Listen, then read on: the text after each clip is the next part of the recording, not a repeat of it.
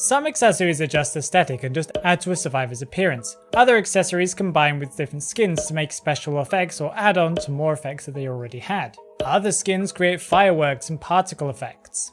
And although Identity V isn't a pay-to-win game, like every game with aesthetic changes that you can buy, there are going to be some skins and some accessories that do give you a competitive advantage over those who don't have it. And also there are some skins and accessories that will make you weaker and less competitive overall. A good example of this would be camouflage in an online multiplayer shooter game. Camouflage is by its nature meant to be more difficult to see for the human eye. By having a skin in a shooter game with camouflage, it will make it much more difficult for them to be able to aim at you and shoot you, giving the wearer of that camouflage a slight benefit over somebody else who does not have that skin or that camouflage. Let's apply this idea to the accessories in Identity V. There are some more competitive accessories, and there are some accessories that are the complete opposite and are not competitive at all, because they can either change the movement of the character using with that accessory, or they can make effects stand out more than just the default effects of the character. Let's begin.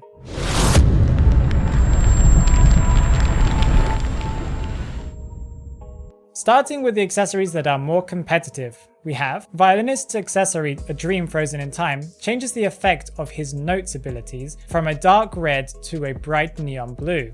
This drastic change in brightness and effects that surround a survivor when they get hit by a Rhapsody note means that a violinist player can see a survivor from across the map because of this glowing, and it will also make it more difficult for a survivor to hide or for the hunter to lose track of said survivor that has this glowing ring of neon blue around them. Mechanic has two very competitive accessories, both of them changing the physical shape of the Mechanic's doll. These are the Arrow Quiver and the Pocket Watch. As I said, both of these accessories change the physical shape of the bot, making it more difficult for a hunter to distinguish if it is a bot or a survivor. This is especially difficult for a hunter to see someone at a distance because they may assume it's a survivor because of their shape. The most notable of these two is the Arrow Quiver. This changes the bot to become very similar in shape and look to a mercenary with his hood. This can confuse and convince a hunter that the mercenary is in a certain area of the map. On the hunter's end, however, there are some accessories that can change the carrying animation.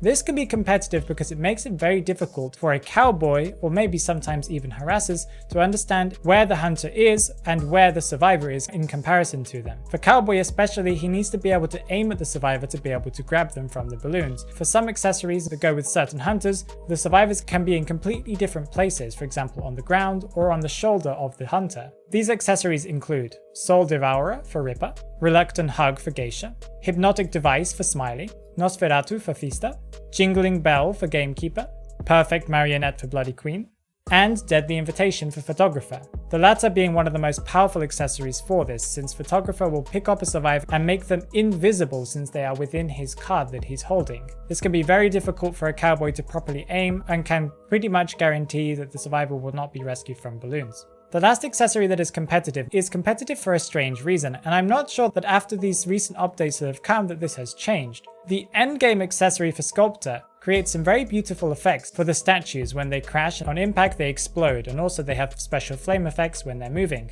This accessory notoriously has made some survivors' games lag as all these effects are going off at the same time, creating huge crashes and explosions that are difficult for a mobile phone to render. Some players have lagged so much that they can't play the game, meaning that they can't kite. For this reason, you could consider it to be competitive, although I do not condone using it for this purpose. Priestess has a few accessories that you could consider to be either competitive or the complete opposite. Her accessories change the color of her portals. This can be both a good thing or a bad thing. For a survivor who's trying to find a portal and they can't see it in the middle of a kite, having a more visible portal can make it easier for your teammates to know where you've placed them so they can make the kite much longer. This is especially powerful in solo rank. But on the other hand, this also means that hunters can see the portals more easily, and thus there may be cut off a survivor from going there. With the default skin, it is much more difficult for a hunter to be able to see a portal. In some maps, they can be quite camouflaged due to their dark black color.